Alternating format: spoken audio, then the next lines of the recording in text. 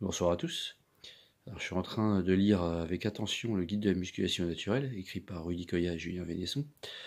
Donc là, j'étais sur la partie écrite par Julien Vénesson, et j'ai trouvé un passage où j'ai appris quelque chose que je n'avais lu nulle part ailleurs ou entendu nulle part ailleurs. Donc je vais vous le lire très rapidement.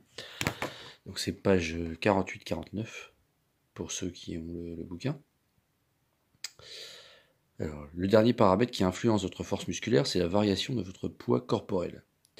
De récentes recherches suggèrent que la force de toutes les fibres musculaires d'un muscle est supérieure à la somme des forces des fibres musculaires prises isolément, c'est-à-dire que la force totale que peut produire un muscle est supérieure à la somme des forces produites par les parties de ce muscle.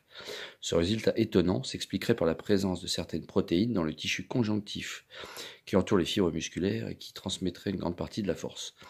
La contraction musculaire ne résulterait pas seulement du rapprochement entre actine et myosine, comme nous l'avons vu, mais également d'une transmission latérale des forces via les tissus alentours. Les chercheurs parlent de transmission latérale des forces. Ce transfert latéral ne jouerait pas un rôle marginal puisqu'il contribuerait au minimum à 50% de la force totale. Ces protéines responsables de la transmission latérale des forces sont donc essentielles pour la force. En outre, elles interviendraient dans la protection des muscles. Leur raréfaction augmenterait nettement le risque de blessure.